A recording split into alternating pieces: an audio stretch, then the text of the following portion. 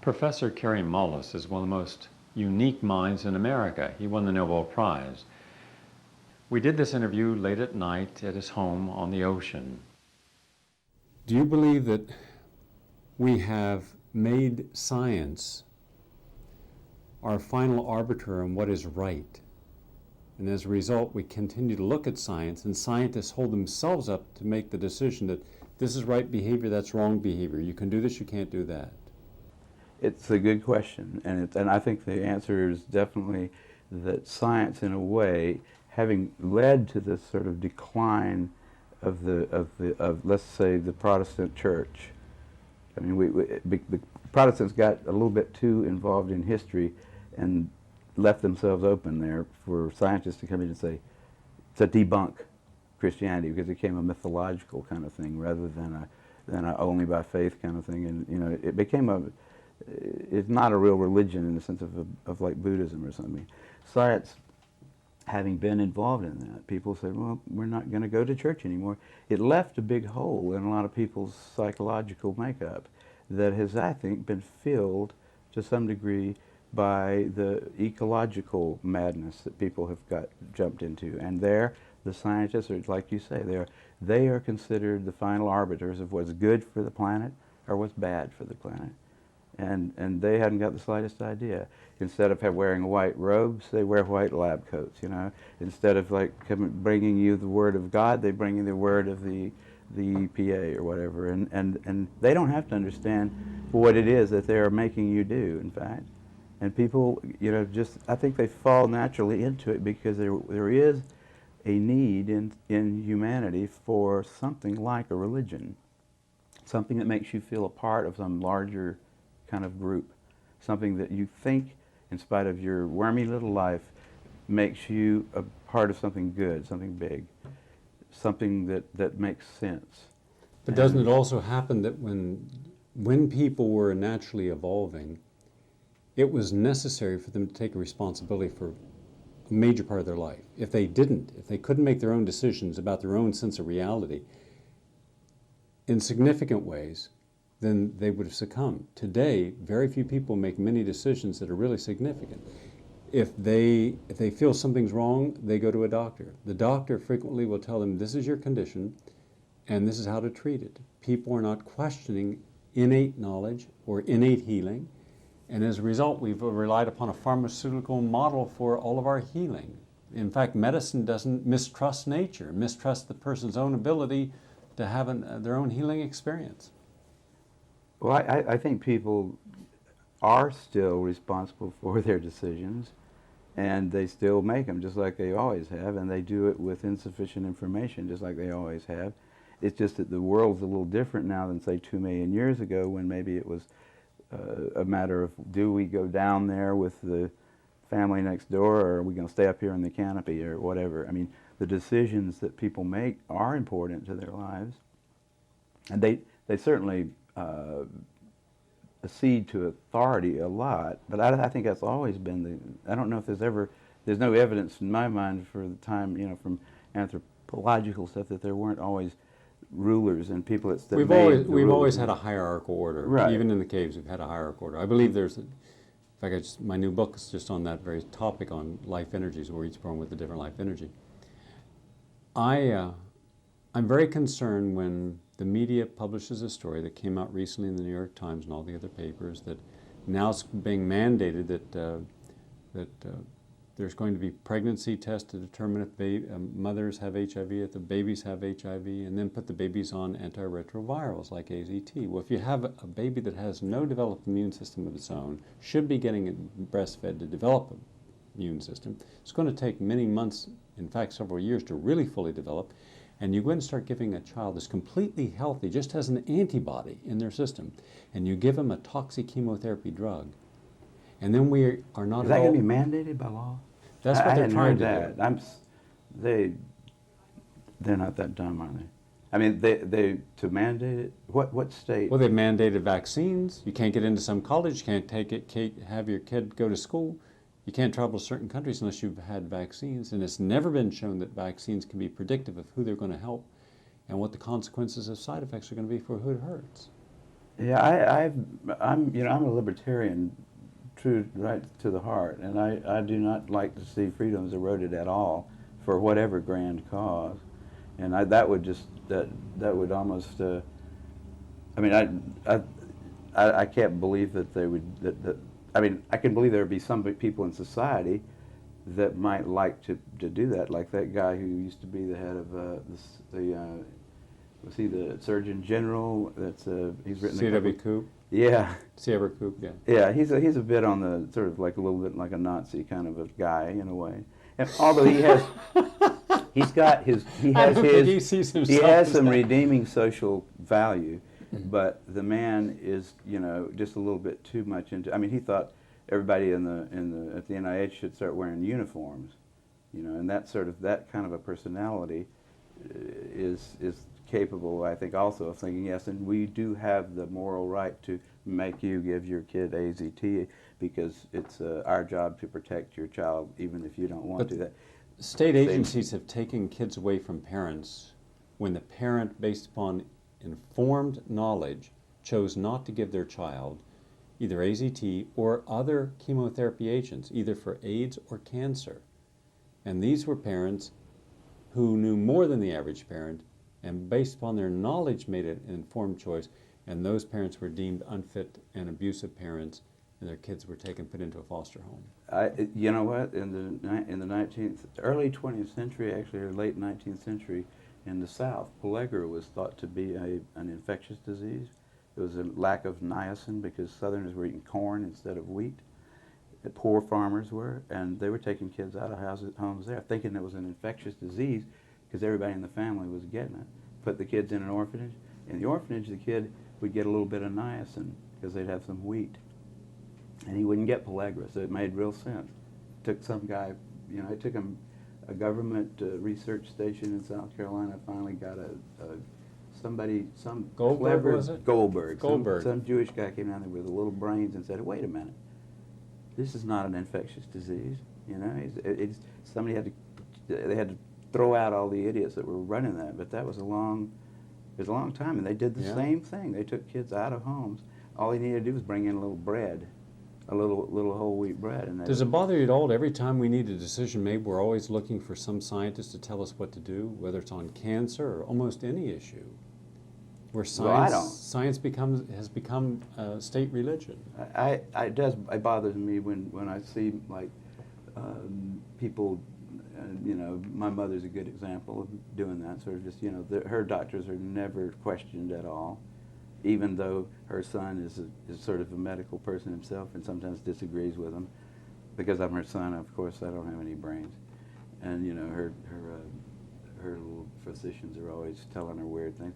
Yeah, it doesn't bother me so much. I like this planet. I'm not upset about it at all. I'm not a crusader. If I had my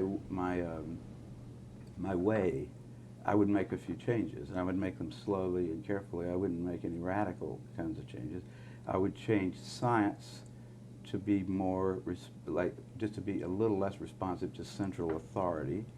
Make it more, like if you're going to fund a scientist for something that he says, here's what I'll do for you, you give me $200,000 next year and I'll do this.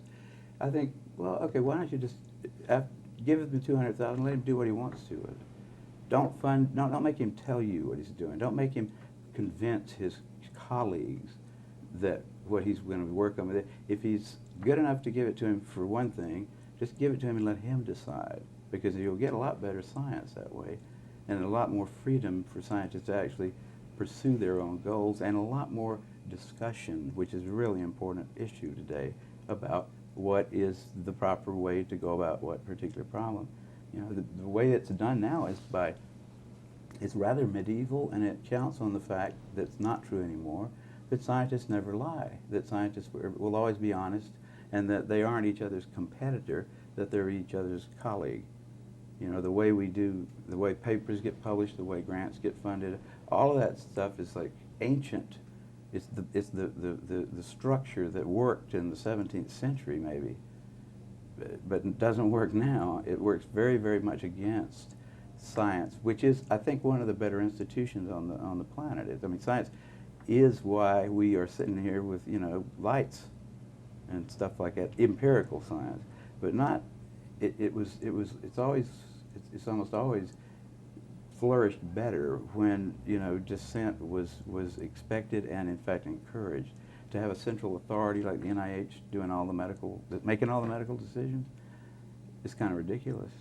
Very prone to political positions that it shouldn't be Yes. taking in science. That adulterates the science. Oh yeah, it's very, very much. I mean, we knew, if we studied Hegel at all, that after the 60s there was going to be a swing back to a repressive government, right? I mean, it just was going to happen. There was nothing you could do to stop it, I don't think. It swung farther than I thought it would ever go, but we definitely got into it, and that's, I mean, the whole business of AIDS, if you want to look at it as in a big picture, AIDS is a Hegelian, you know, it's the pendulum swinging back to the right. It's saying less permissiveness, you know, people that don't pay attention to their grandmother's code of ethics are going to suffer for it. All right, and it's, I mean, you can figure out all the little mechanisms of how that happened, but you can also just look at it in the big picture and say, yeah, that was going to happen. And now is going to come a time pretty soon when it's going to go back the other way. Hopefully, the swings, I'm afraid that Hegel You was mean we can not start right. to have some sex and enjoy it, not Oh feel yeah, guilty about well, it? you know, I never stopped. I said those guys aren't going to tell me what to do with my personal life. I mean, and I know enough about the details of it to where if somebody wants to debate me about it, I can do it. And I would always try to be informed before I would make that decision. But also, if you didn't know anything at all about the science of biology, and you just looked at it from a sociological point of view, you should have been ready for the 80s. It's going to happen. It always does. Now, Hegel probably, I think he had the impression that the oscillations get less and less. It's sort of a damped pendulum, you know. It finally settles on something that's great. I think he missed there. I mean, it's chaotic. It's like he had the wrong geometry. But it will go back and forth, and it will, because that's the way that is. In fact, it's probably important to the success of any species that it tries some, you know, experiments, but it never goes too far from something that has survived, right? Yeah. I mean, so you can see it as sort of it's an evolutionary standard in a sense. The idea that society will swing back and forth, experimenting a little bit, but then returning across some line that has worked in the past. You don't want to just keep going in one direction, because you might just end up falling off a cliff or off the edge of the earth. You destabilize basic institutional control. Stabilize basic institutional control. You mean as in the course of history? Individuals can make radical adjustments in their own lifestyles. Institutions never do. There's never been major institutions that make radical shifts, because they'd be shifting their power base. The whole effort of an institution is to maintain its power and stability of the power. So anything that threatens that stability is considered undesirable. I would agree with that. But I mean, the institutions do go. They have this shifting sort of thing, but they don't go very far. Very small. I try to stay out of that stuff as best as I can, but personally. Look this is Peter Duesberg, right? Yeah. Inventing the AIDS virus. Here's a man, the fair-haired scientist who was considered a poster boy of science, right? California Scientist of the Year in 1974, I think it was. And now he's a pariah. Not in this house. No, but in this state and in that university, because when I filmed him in his laboratory 3 years ago, the laboratory had no funding. Now he doesn't even have that laboratory. Oh, I know. They've made it. And he was martyred tenured. him, basically. He was tenured. Yeah. Oh, tenured, and also one of the most brilliant people surely the most brilliant virologist, possibly the most brilliant, you know, molecular biologist around. Peter is a very scholarly person, in addition to being brilliant too. He's very careful. He doesn't say anything that he can't support, or usually.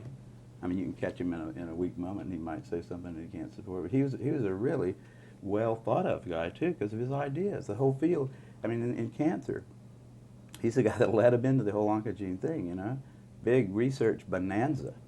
Anybody who could order a little kit from some company and hire a couple of technicians could be a cancer researcher because of things that Peter opened up. And then Peter said, no, I don't think that's actually the cause of cancer. And that made those guys a little bit angry. And then he comes along and does the same thing for AIDS. He says, you know, I think we're on the wrong track here. And for some reason, you know, the second time, it was almost like nobody even had to argue with him.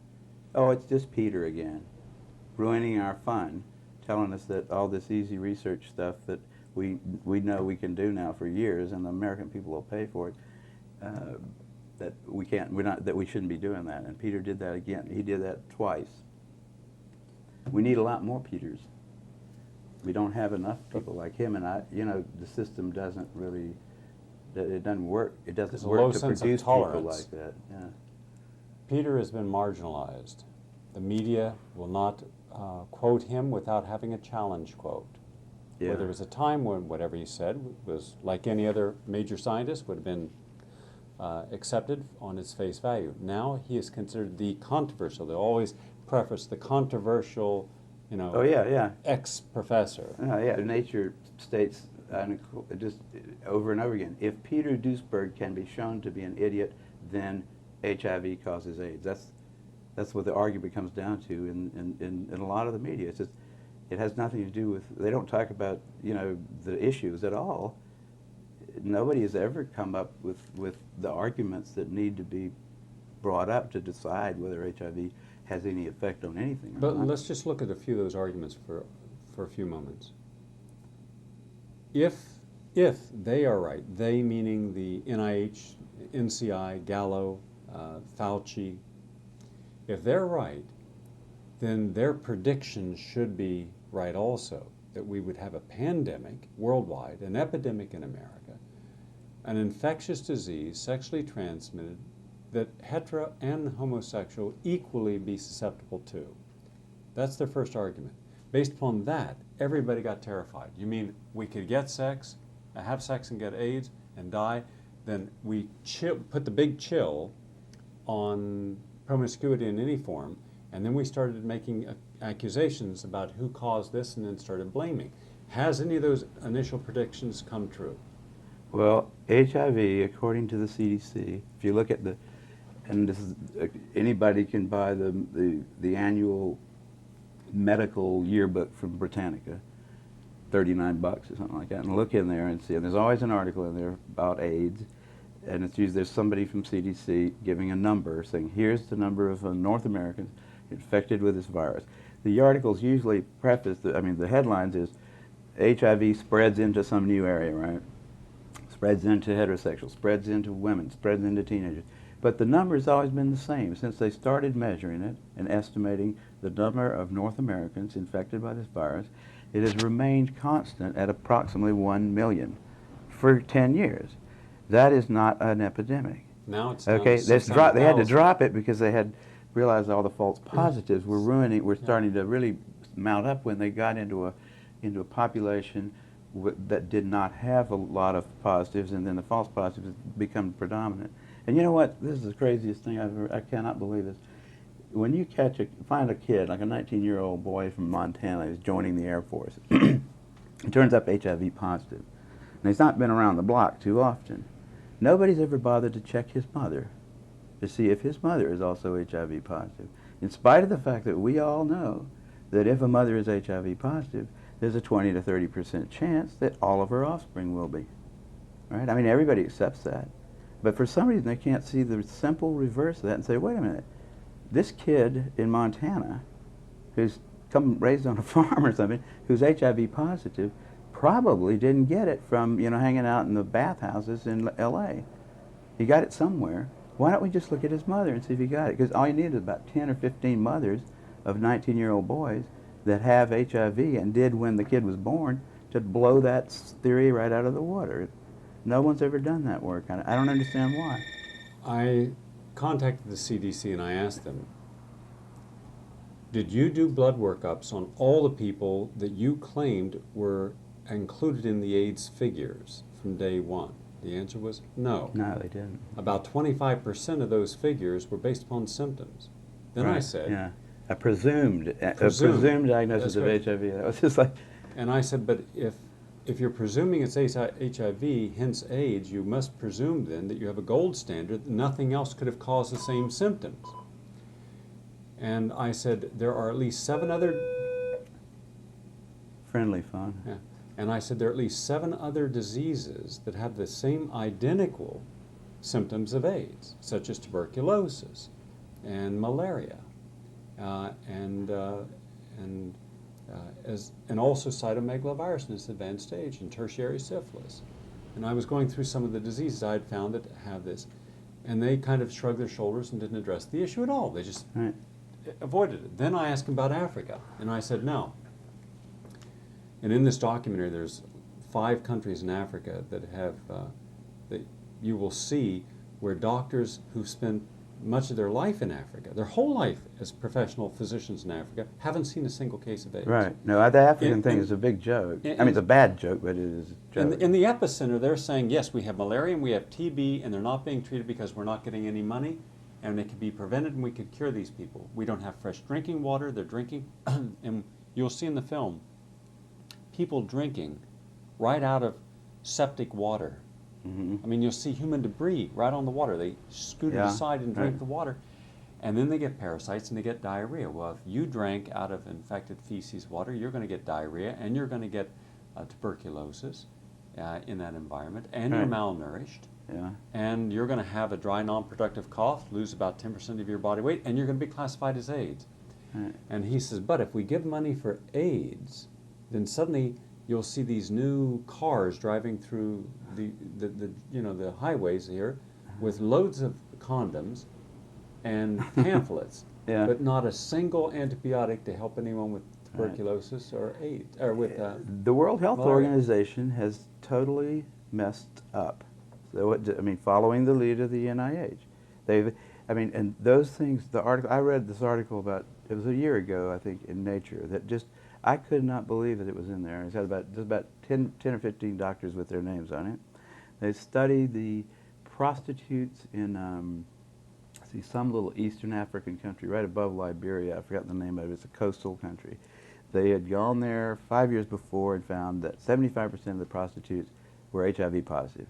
They predicted if they came back in 5 years, half of them would be dead. Right? So they come back in 5 years and there's no bodies to count. There's no dead prostitutes to do autopsies on.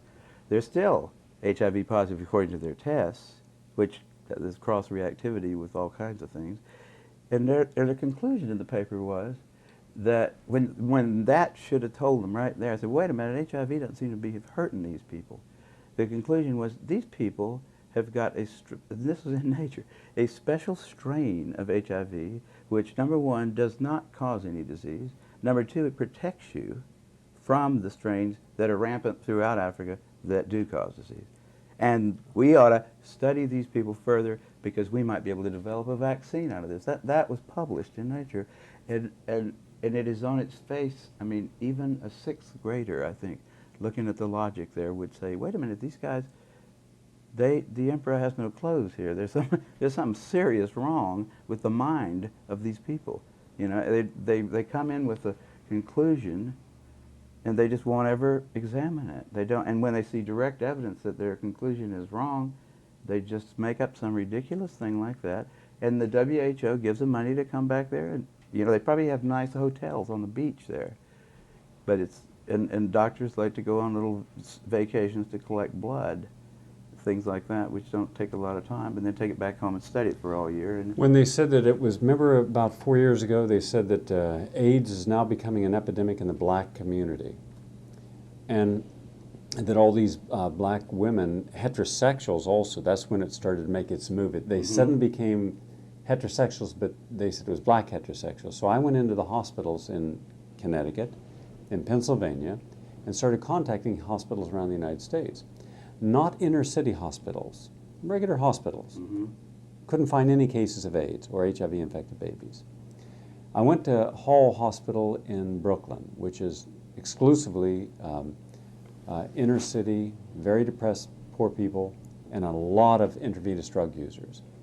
And I spoke with in fact, I spoke with several of the physicians, including one of the head of pediatrics, and the woman said, yes, we have a lot of women who come in here who are IV drug users. They're malnourished, they've got tuberculosis, they would normally be dead if we didn't get them off the street and give them some treatment. Mm-hmm. Because normally drug users who are heavy mainline, they die.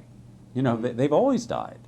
You know, they're not in optimal health. And she says, yes, the babies will be positive, and most are black. So hence, they take one hospital and they make all the statistics from that hospital as if it related to all the blacks in America. Where you're dealing with less than 1/100th of 1% of blacks in the total country, but you make that suddenly represent a population group. And how you manipulate that statistic by not showing that it's all hospitals and it's all blacks, and that these are IV drug users. Suddenly the IV drug user becomes representative of heterosexual transmission. Yeah. I mean, the and I can't understand why no one's challenging this. Well, you know, I've been challenging it, but it's not real loud, because this is the first time PBS has come into my house and said, hey, what do you think about this, you know? I've had to fight really hard, you know, to get anybody. Usually I would go to I mean, until this year, when things are slowly starting to change, I think people are starting to realize this is serious, and these guys have got big woolen bags over their heads or something. They've been fooling us. They know, you know, the people that are AIDS researchers now are getting neurotic if you ask them any questions. There was a time when I first started asking questions, all I wanted was, where are the papers? Just tell me the papers that you read that convinced you that HIV was the cause of AIDS, because I need to reference those papers in some of the, I was working on a test for HIV with PCR, and I needed to write a little report to the NIH and say, here's the progress we've made. And the first line of it was, HIV is the probable cause of AIDS. And I thought that was true. This is before I got involved. And I said, what's the reference for that quote? And I looked for it for about 2 or 3 years, and I never could find it. And by the end of 2 years, I'd ask everybody at every meeting that I'd gone to that talked about AIDS, I'd ask, you know, I'd look through every computer database. There is no reference. There is nobody who should get credit for that statement. And that's a pretty weird situation in science, where getting credit for a discovery is the most important thing in your life as a scientist. You want your work to be associated with you, especially if it's got to do with something that's so important in the world that they're spending billions of dollars on it. We ought to know who was it that should get credit for pointing out to us that HIV was the probable cause of AIDS. And probable is not a very powerful word, but there is no such person. There is no paper, there's no group of papers. They can say, well, it's in there somewhere, but it's not in there somewhere. Gallo couldn't find it for you? Gallo wouldn't talk to me, but Montagnier couldn't find it for me. Montagnier said, why don't you, first they say, look at the CDC report. Okay, they're talking about the bulletin of mortality and morbidity that comes out every couple of weeks. That's not a scientific publication in the sense of, here's the data, here's the arguments, here's the conclusions. That's just a little thing that goes to doctors and say, when you see somebody come into your office with this kind of symptoms, you report it to us because it's possibly this or that kind of thing. It's not a scientific thing. It's not where the guy that wrote that bulletin that month doesn't get the Nobel Prize for having discovered that HIV is the probable cause of AIDS, right? I mean, it's ridiculous to quote that thing. And then I said, and I told him, I read that. I didn't think that was very. I mean, I'm talking about, where did science come by the notion? You know, who brought that up? Who showed it to us? Who explained it to you? Where did you come up with the idea? He said, well, there's this SIV stuff. And I said, yeah, but that was last month. We've known this for a long time. Who is responsible for us knowing it? Don't we want to know that person's name? He walked away. I figured that was the last person I ever asked. I asked a whole lot of people in that 2 or 3 years when I was certain at first that there must be an answer. Wasn't it, I mean, you know, I was in a different field slightly. I figured the virologists had that one taken care of, but they didn't. There wasn't a soul, and there still isn't. And the more you ask them, you can get thrown out of a dinner party. I mean, you sit around go to some virologist's house and start talking about questions like that, or even, you know, people that aren't virologists, people that are just ordinary people that are completely ignorant of the details will get mad at you if you start talking about the fact that AIDS may not be caused by HIV. Just say something simple like, it may not be caused, because I can't find any evidence that it is. These people that are being treated with AZT, a fairly lethal drug if you take enough of it, They may be taking a drug that's killing. I mean, you think the Oklahoma bomber is a bad guy, right? There's nobody in the United States that doesn't think the guy that killed those 200 people in Oklahoma for no good reason, you know, shouldn't be sentenced to death, probably. I think we all agree if he did it, he ought to be killed. Now, is it not criminal, just as bad, and maybe worse, to sentence a whole lot of other people? I mean, these people, there are people dying just because of AZT. I mean, that's proven in big studies like the Concord study. The conclusion of the Concord study was, this stuff is not good for you.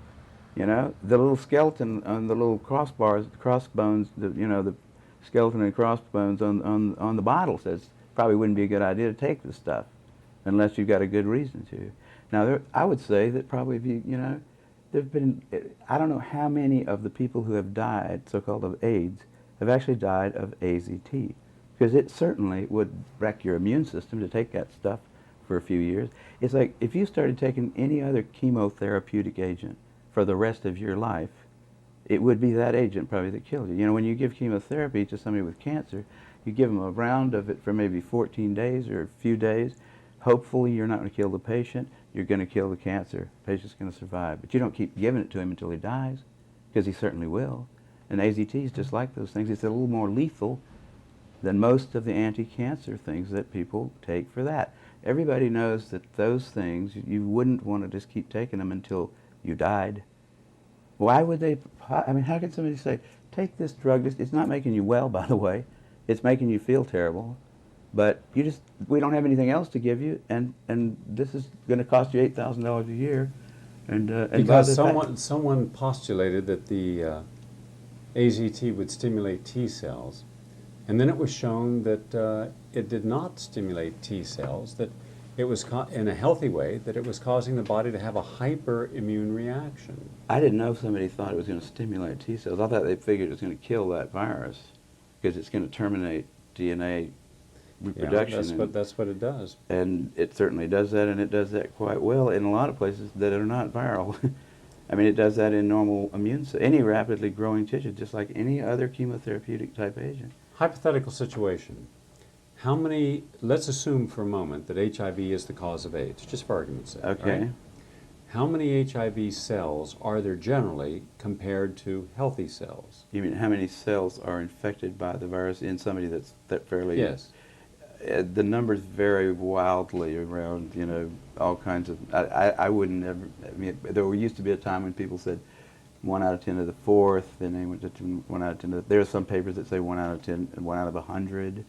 It's not like it's got them all, for sure, and okay. I don't think that means it can't cause the disease, though, because, you know, it could do something subtle, and it might not have to be in every cell. It's just that there isn't any evidence for that. And, you know, But what is the benefit of killing 100 or 1,000 or 10,000 healthy cells to kill one sick cell?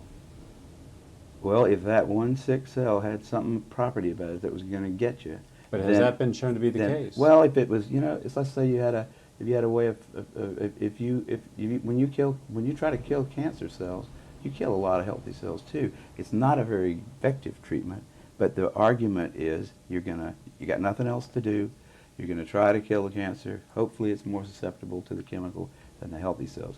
Now in this case they have the same argument, except for the fact that they say you're going to keep on using this drug knowing that it's killing your healthy cells until you die.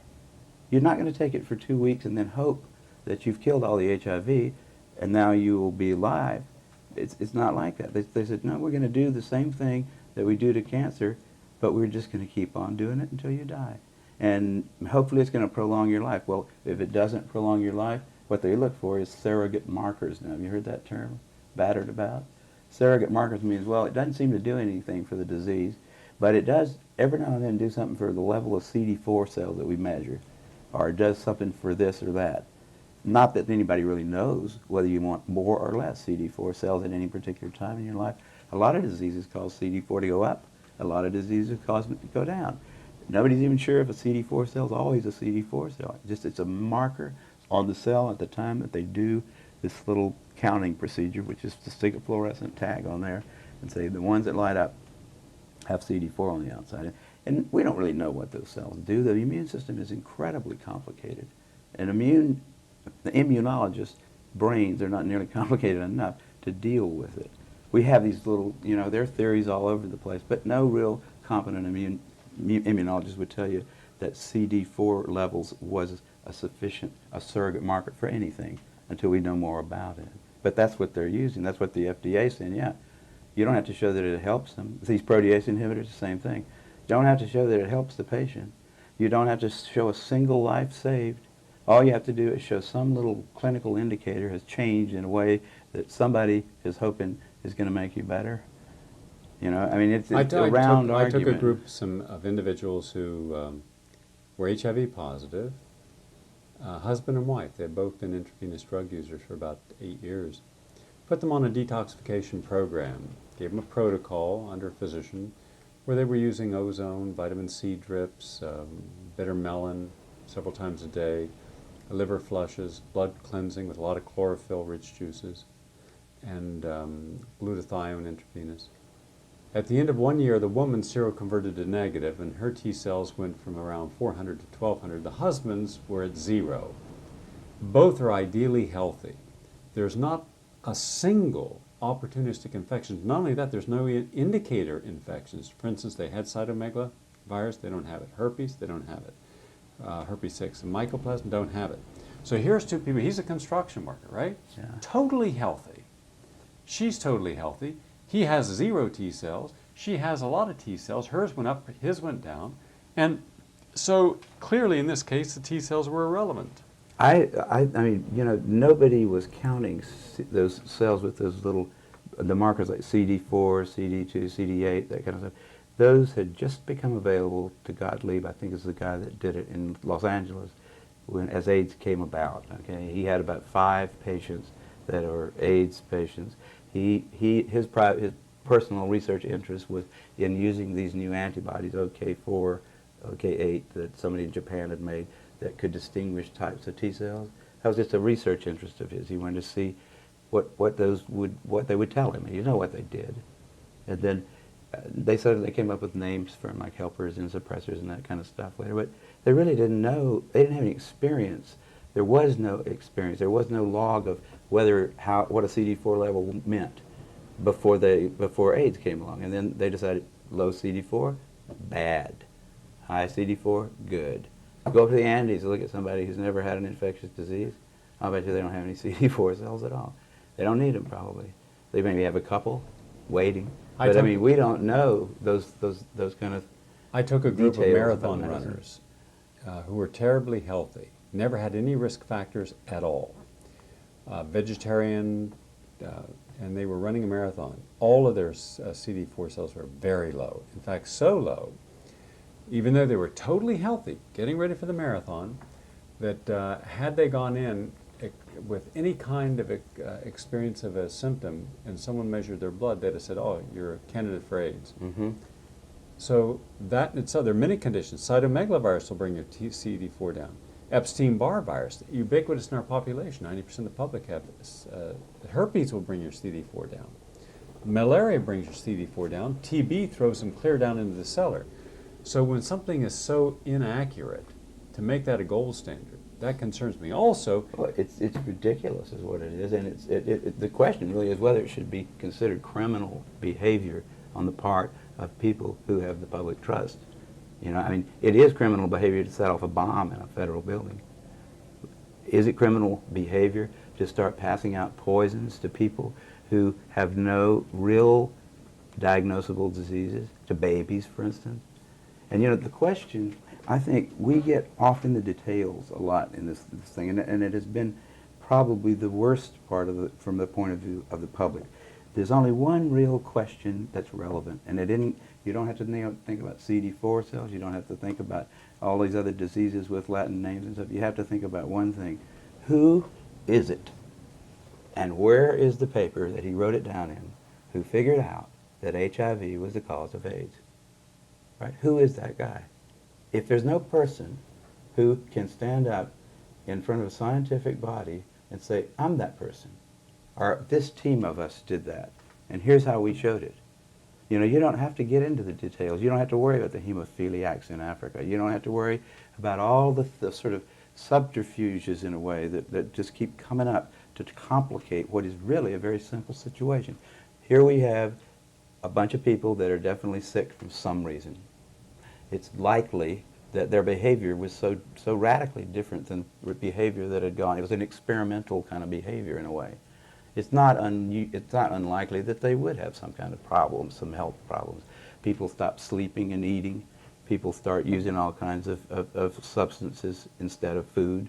And they're associating with the world's getting more and more densely populated, and we're spreading more and more diseases around. It's not totally shocking that those people should come down with some diseases that'll kill them. So we don't need to postulate that there was an infection going on, since nobody actually did show that there was. What's the fuss? Why do we have to even think about CD4? Why do we have to think about, you know, all the details that they keep mercilessly bringing up? Why do we have to think about the whole genome of this little organism that has not yet been shown by anybody definitively, or even really probably, to cause a disease?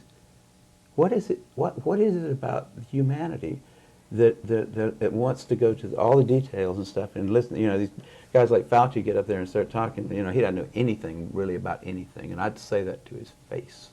Nothing. The man thinks you can take a blood sample and stick it in an electron microscope, and if it's got a virus in there, you'll know it. He doesn't understand electron microscopy, and he doesn't understand medicine, and he should not be in a position like he's in. Most of those guys up there on the top are just total administrative people, and they don't know anything about what's going on at the bottom. But the simplest person on the planet can say, well, if we know that this disease is caused by HIV, how do we know that? Who figured it out? Is it in the Bible, you know? Or is it in the Journal of the American Medical Association? Is it in some place where we can all look at it? That's what science is supposed to do. It's empirical science. That's what we do. I ask, I think, a more fundamental question. If you're saying that HIV, not you, but rhetorically to the scientific community, saying HIV is the cause of AIDS, then are you saying that HIV by itself is the cause of AIDS? They say yes. Then I say, show me where any study has ever been published where HIV by itself has caused any illness at all. Now you're saying it causes 29 illnesses, including Kaposi sarcoma. And I say, show me the evidence that in the absence of any other risk factor, any other antigen, HIV causes Kaposi sarcoma. I think they've given up on Kaposi's, haven't they? They can't. You can propagate Kaposi's in mice, and you don't happen to get HIV following it. Yeah. But I mean, that one is probably an alkyl nitrite kind of a problem. I think even Gallo himself. But that was originally what they hung the hat of AIDS on. Oh yeah, sure. Kaposi's and then pneumocystis. Those were the 1-2 combinations. Yeah, and you can get pneumocystis. You know how you give pneumocystis to a rat if you want to? Put him on a low-protein diet and give him some steroids for about 6 weeks, and he'll get pneumocystis. These guys are doing that same thing. Low-protein diet and a lot of steroids. I mean, all kinds of steroids. And that's the known way. I mean, that's what the people that study pneumocystis, that's the way they produce a rat model for pneumocystis. It's like, but you don't, again, like I don't think it's worth my time to worry about the details in this thing, because the really big fact is missing. Why do we think, just because Bob Gallo gets up, takes his sunglasses off and says, gentlemen, you discovered the cause of AIDS. That's all we have. New York Times article, CDC report, that's all we have. That's not enough. That's not enough to you know, that is not sufficient to like publish even a meager little scientific paper somewhere. That isn't enough for scientists to believe some inconsequential fact about some star 50 light years away. You know, that's certainly not enough to treat at the cost of billions of dollars a year, and at the cost of a lot of lives and anguish, and just destroyed.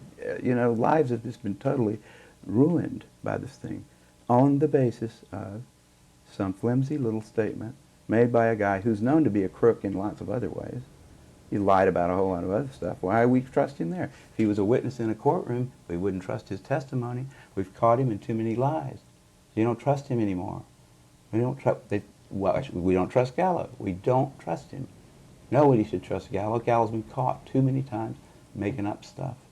Okay, who do we trust? Fauci. Fauci doesn't know enough to, you know. If Fauci wants to get on television with somebody who knows a little bit about this stuff and debate him, he could easily do it because he's been asked. I mean, I've had a lot of people, president of the University of South Carolina, ask Fauci if he'd come down there and debate me on the stage in front of the student body, because I wanted somebody who was from the other side to come down there and balance my, because I felt like, well, these guys can listen to me, but I need to have somebody else down here that's going to tell me the other side. But Fauci didn't want to do it. He didn't want to talk about it. Based upon the HIV equals AIDS hypothesis, they didn't give us the test. Now, They didn't give it to us, they sold it to us. who sold it to us? Who gets money off the Bob patent? Gallo himself was getting quite a bit off of it. He had to give a lot back to Montagnier when it was finally proven that he stole the virus from Montagnier in the first place. But Montagnier and the Pasteur Institute are getting $1, I think, or so every time that somebody gets an HIV test. Is that test a There's gold laboratories standard? Will it only identify It is- this HIV virus? If you get it antibodies? twice in a row, you have a pretty good chance of getting a plus one time and a minus the next. I mean, it is not. It's nothing. Even if the virus were a deadly virus, we wouldn't want to use that test to test it. I mean, the way that test was responsive. Although that's why they thought for a while that it was widespread in Africa, because it cross-reacted with antibodies to malaria. You know, that was the big, and they never went back and said, you know what, we just made a mistake there, because we couldn't find the HIV-1 in the first place when we looked for it. When we looked for the organism in Africa, we didn't find it. So we found something else that was close enough, 33% difference in sequence. It's not close at all, not for retroviruses. They found something else. It's just HIV-2, we're going to call this for a while. Now they just dropped that whole thing. They don't look for it at all anymore. You go into any kind of a like a lot of places in Africa, the only kind of place you can get any medical treatment is at WHO hospital that's there for AIDS, right? So anything you come in there for, you cut your knee with a machete, you're an AIDS patient in some little book somewhere. You know, it's just, and presumably you have HIV too, so they'll add that. How in the world could scientists today, legislators, physicians, public health officials, give any legitimacy to a test that's determining, predictive, of a person going to die of a condition, and hence put on, almost insisting to put them on antiretrovirals when there's no gold standard? If a test cross-reacts with flu, vaccines, malaria, lupus, some arthritis conditions, and connective cell conditions, leprosy, with all these other conditions that can cross-react with, then it's not a gold standard, is it? No, it's not. But you know, I mean, the general public doesn't understand the idea of a gold standard here. Neither do doctors, physicians. So, I mean, you know, you just pull the average physician away from his convention someplace in Cincinnati or something, and sit down and have dinner with him and talk to him about this kind of a situation, and see how much he really knows. Like, does he know what a Western does? Does he know what a Western blot actually does? I mean, how is it different from this ELISA test? Does he understand how an ELISA test is operated? Does he understand anything about the statistics associated with the times when they've been tried? No, he doesn't. And he doesn't give a damn either. What he knows about is that when he has a patient, he charges them a certain amount of money for every treatment that he does, for every little prescription that he writes, and he likes to have a lot of patients. And the county health department also knows that due to the Ryan-White Act, for every single person who is diagnosed as having AIDS in the county, $2,500 a year from the federal government. So the county health department is actually pressuring doctors by their little subtle ways. They're not coming over and beating them, but don't miss an AIDS case. You report it to us. If it's a positive test on the HIV, you report it to us, because it's $2,500 in our pocket every year. I mean, it's a kind of a, I mean, there's plenty of reasons why they're doing it, but you know, one of them is not that doctors are intelligent people in this particular. I mean, the doctors have been dumb. The people that have taken the drug have been idiots also.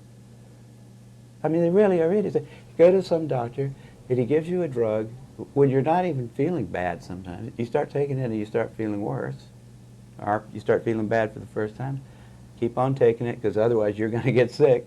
And then, you know, you read about it. It's not like you can't find out about AZT. You know, you can find out about it. Look it's not that hard to look in books like the Merck Manual and stuff like that. See, what is this stuff? What's it used for? Why are they using it here? How did it get approved? Why is it that they would allow Western blot to be used in the United States when it's been discontinued in England because it's worthless? And why is it that they're allowing a test that there's no two countries that have the same standard of how many bands it has to be compatibly reactive with? It's 2 in one country, 3 in another, and 4 in another country, making it very easy to test positive in one country, a little more difficult in another country. If they didn't allow them to charge so much for it, I think there'll be a lot less use of it. You know, I think that money is the only, you know, it's just like in political scandals. Follow the money trail. Figure out who's getting paid for this. Who's getting the money for those Western blots. There's your person who's going to always come down on the side of, yeah, you got a confirmatory Western blots, they call it. You know, do a confirmatory Western blot. Well, let's see. And those things are so hokey, it's just ridiculous.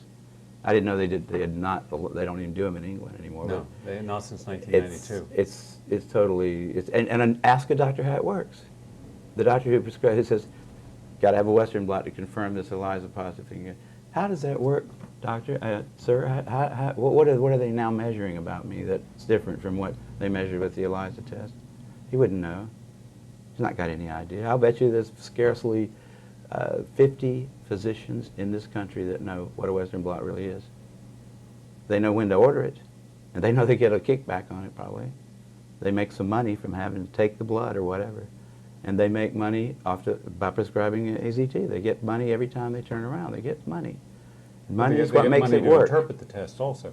Well, of course. Why is it that if a person would get a vaccine shot like hepatitis or measles to create antibodies, to get an antigen reaction, so that the body will now have a memory cell so that when they are exposed in the future, they will be able to call upon that immune response. But when you have an antibody to the HIV virus, it's always predictive of causing the disease. It was because, I would say, they didn't have well enough developed way to look for the virus itself at the very beginning. They could only look for the antibodies to it at first. PCR came along right about the same time that HIV did. And it was at CETUS that people started looking with PCR for HIV. That was the only way to see it, except for culture, which was a long, protracted procedure, which a lot of times didn't turn up the results there weren't very good either. Can be contaminated. Oh, the cultures, the whole method, that cell biology is a bunch of magic half the time. And those culture, you know, the people that say they can do quantitative estimations of HIV from cultures are just, they're fooling themselves. But I would say the answer to the question is the antibody test was something they could quickly develop. That's what Gallo did, and sell, and so he did. And he said, we're going to make a lot of money off this. Everybody in the world is going to have to take this test to find out who's going to die of the plague. And a lot of people did take it, and he got a lot of money for it. I mean, and there's all kind of people all the way down the line getting paid for doing something that's absolutely insane. I mean, now, where is John Q. Public? You know, he's busy playing video games or something. He's he's asleep at the wheel. He's not saying, what are these guys trying to pull? I thought antibodies when I was in high school were good for you. Isn't that what cures your diseases? And if we're going to make a vaccine for this thing, isn't that going to make antibodies to it? Wouldn't that be the way a vaccine would work? So if you take a vaccine for HIV, you get AIDS, don't you?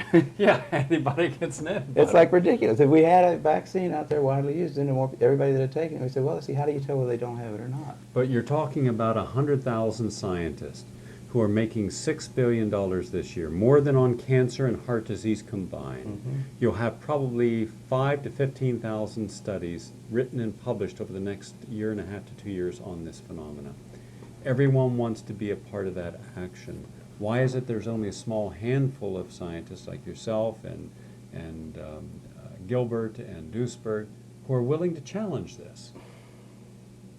What makes you different than 100,000 One thing that people? makes me different is I don't have to answer to anybody for money. See, I don't work for some organization like that Tony Fauci happens to be the head of. Like a lot of people, like Duisberg, had the intellectual integrity, knowing that he was going to catch it, knowing that they were going to just have a heyday pulling his grants. He went ahead and said it, and he's been martyred. Okay, they couldn't touch me because they weren't paying me. They can laugh at me. They can write stupid little articles in Nature, but they'll learn eventually to feel foolish about having done that. I know that's going to happen. Duisberg knows that one of these days, these idiots are going to have to face the music. I hope that he's kept that in his heart all along. I think he has. He knows one of these days, because you can see the insanity. You know, and when they make stupid comments like John Maddox one of these days, John Maddox is going to have to, you know, eat it, basically, because he's been just personally, without Maddox doesn't know nothing about biology. He doesn't barely know anything about physics. I know more about physics than he does. He considers himself a physicist. He writes these dumb little editorials and stuff like that, and then these stupid personal attacks on Duisberg seem to be like scientifically justifiable somehow to the editor of the foremost scientific, or what used to be the foremost scientific journal in the English language.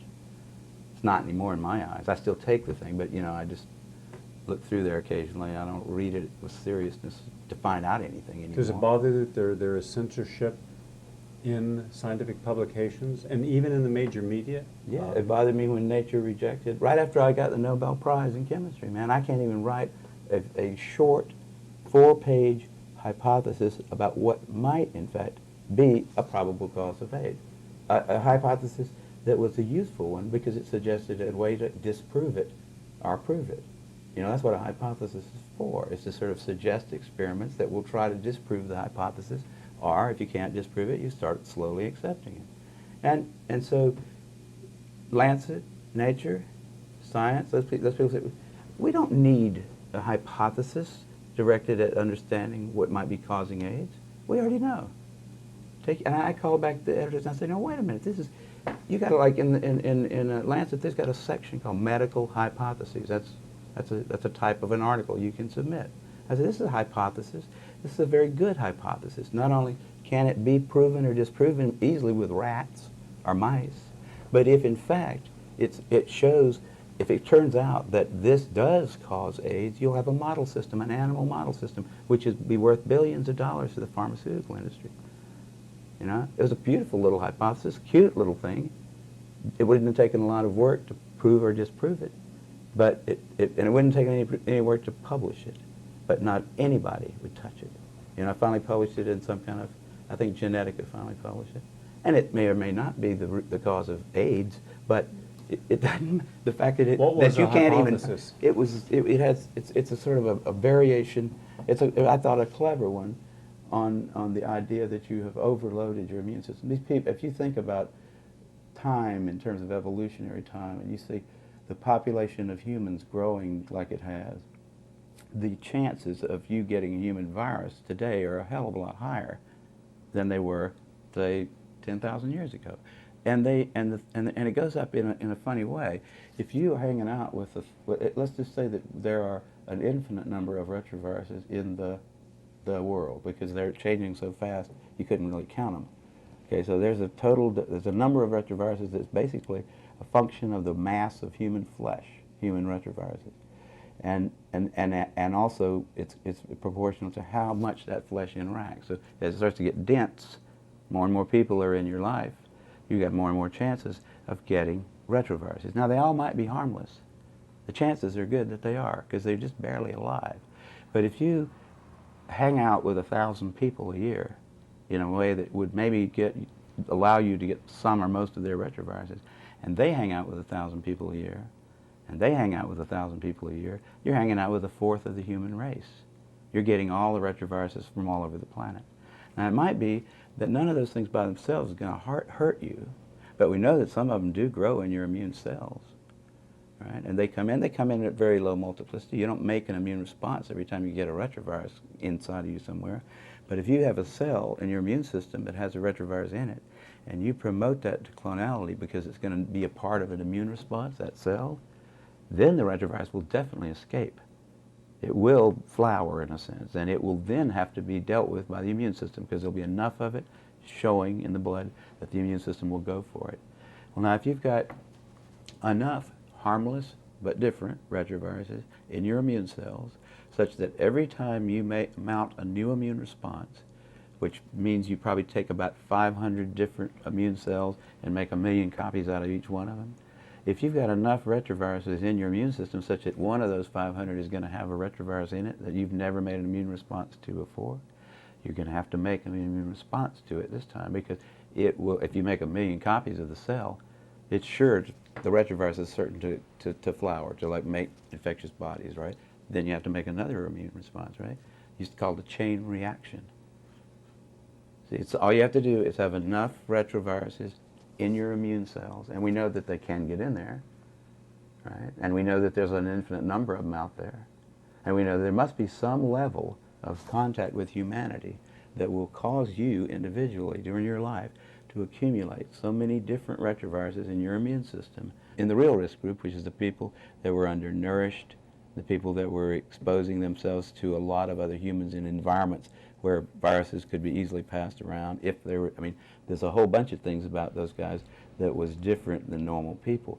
Once they got outside of the inner city homosexual IV drug using population and started sampling kids going into the Army at 19, that's when the latency started going up fast.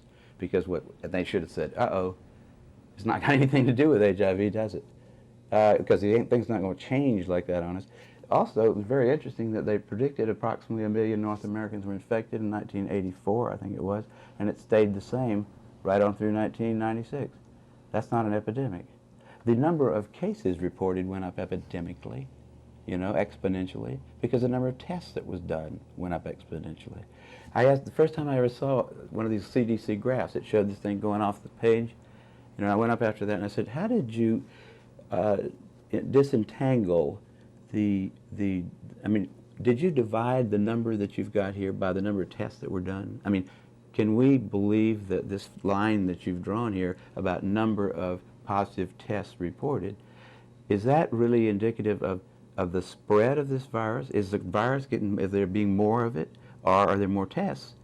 If you divide by the number of tests you do, you don't get any kind of a curve going up. It's just, how many doctors knew about HIV in 1983? 2. How many knew about it in 1985? Say 500. How many knew about it in 1986? 40,000. So that's where the curve came from. How many tests were done? Same thing. How many tests? They could have just said, how much money did we make off of HIV this year? And they could have plotted that, and it would have looked the same. You know, and they could have said it's an epidemic because we're making more and more money off of it every year. But does it bother anyone that we haven't had an epidemic, that it's not in the heterosexual community? It's still in the same basic risk groups, and the risk factors that caused it back then are the ones that are indicated today from all the people I've interviewed. Well, the only person I know of who's changed their mind on this issue is my mother. She finally said, Kary, you know what? You were right. Because I told her a long time ago, I said, Mother, quit worrying about my sexual habits, okay? There's a couple of diseases that you can get by having promiscuous sex life. They're both curable by penicillin. And there's nothing out there that's fatal and deadly. And in fact, sex is probably pretty healthy. It's something we've been doing as a race for a long time. You know, it might be very unhealthy to go for long periods of time without it. We don't know that. But we do know that the venereal diseases that are around can be cured now. So what's the big scare, you know? And she's, well, AIDS, I said, but it's not shown to be.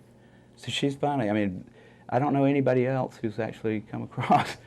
I mean, but I don't know everybody who's thought about it, but I feel like a lot of people are starting to learn.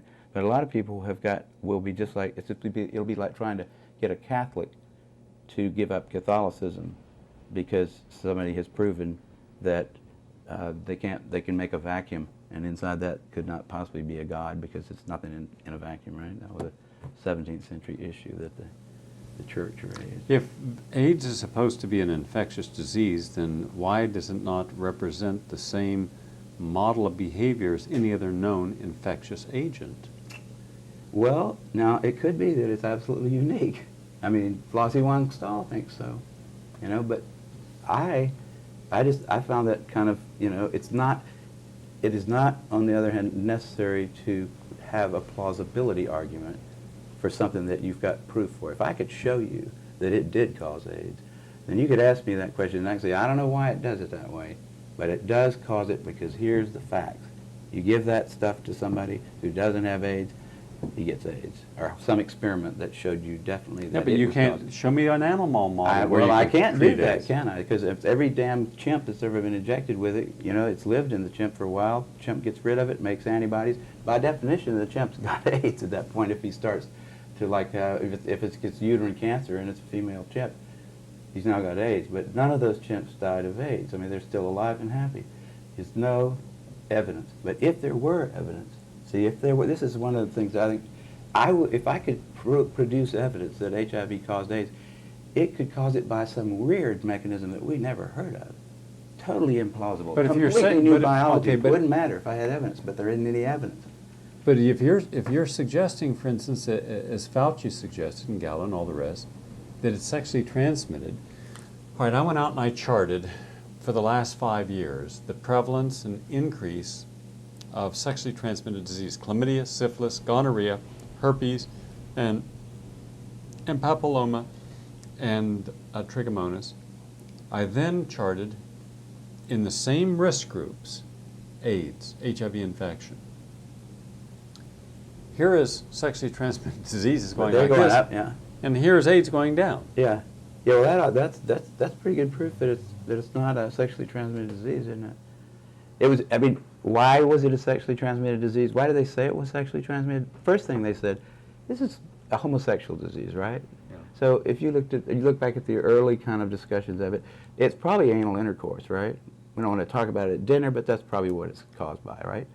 So somebody in the CDC probably said, you know what, if that's the way it's transmitted, then Congress is going to say, good, we don't need those guys anyhow. We're not going to spend a lot of money trying to cure them of this thing that's caused by their bad habit, right? I mean, there's just not going to be a big public outcry to do anything at all about it.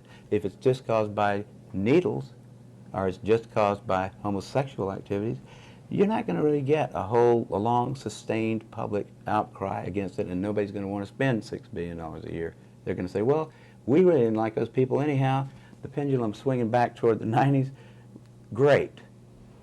I can't think of a better solution to the homosexual problem than a disease that'll kill them all. I mean, there would be congressmen that would talk about that quietly, not on television. So the CDC had to say, we can't say that. We've got to say it's got to be heterosexually transmitted. There's no proof that it's transmitted at all at that point. So why not just say, well, it's heterosexually transmitted too. It must be in semen. And when they looked for it in semen, they didn't find it. They had no evidence that it was sexually transmitted or any other way transmitted. They just said it because that made it a plague. And the CDC needed one. The CDC hadn't had a good plague since polio. Their funding was probably going to be cut back if they didn't come up with one. The guy that was the head of the CDC, in fact, wrote memos that have been obtained, you know, where he describes this as hot stuff. Just like they're playing with this ridiculous Ebola virus stuff, trying to frighten people there. That's like Coop probably loves that. He'd love to see Ebola come into Florida and start sweeping across the southeast. He could take his uniformed troops. They could have barricades. It could be just like in the movie. You know, those guys have got an agenda, which is not what we would like them to have, being that we pay for them to take care of our health in some way. They've got a personal kind of agenda. They make up their own rules as they go. They change them when they want to. And they smugly, like Tony Fauci, does not mind going on television in front of the people that pay his salary and lie directly into the camera. I mean, Did you ever meet Linus Pauling? I unfortunately did not bother to go down there, just like I didn't go up to see Richard Feynman until he was dead.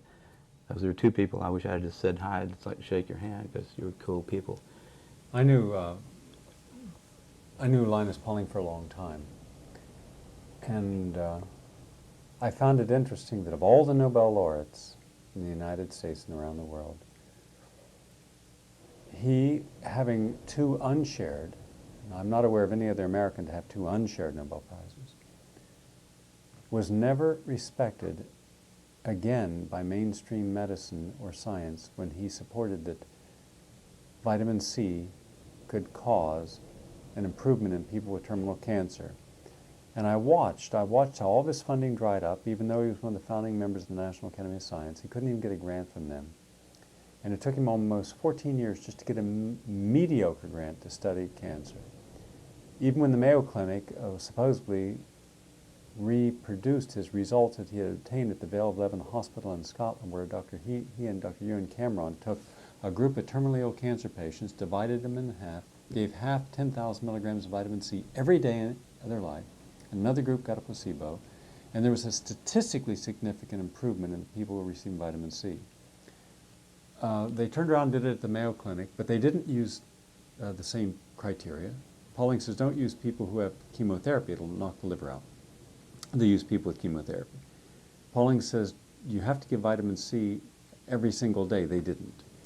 And so it was not the same study, yet they published it saying they duplicated his work. Then when they went to publish the results of what is a terribly flawed study, they didn't even give them the courtesy of saying, here's the results, would you like to examine it? And all he was given was a letter to the editor of New England Journal of Medicine long after the study. And I saw at that time how you can take one of the best and brightest in America, much as they did our greatest living scientist of this century, who was destroyed, Dr. Andrew Ivy. There was never a scientist who's been more cited in the scientific literature than Dr. Ivy. He was a jurist, he was a physician, he was a scientist, he was everything. But he supported carbamazepine, and he supported carbamazepine in a correct manner, and they destroyed him. And that's been shown. Now I'm looking at what the media has done to you, projecting you as a flippant, drug-taking, womanizing person who everyone has to wonder how you even got through college, let alone got a Nobel Prize. And I'm thinking, my God, haven't we learned? Haven't we learned from Andrew Ivy and Linus Pauling and Peter Duesberg what they'll do to the best and brightest? Well, you know, you can't expect the sheep to really respect the best and the brightest. They don't know the difference, really. I mean, I like humans. Don't get me wrong, but basically, the vast majority of them do not possess the ability to judge who is and who isn't a really good scientist. I mean, that's a problem. That's a main problem, actually, with science, I'd say, in this century, because science is being judged by people, and funding is being done by people who don't understand it. I mean, I'm sure a lot of people could sit down with Linus Pauling and not realize that he was a brilliant man. I mean, most people wouldn't know him from, you know, somebody who you know, just was a little taller or something. I mean, nobody knows Richard Feynman.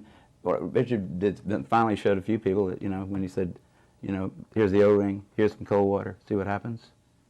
That he at least knew how to, I mean, but no, most people don't understand what a brilliant guy that Feynman was. There's a handful of people at any one time in the world who are capable of really doing innovative things. And usually those people turn out to care for their fellow man.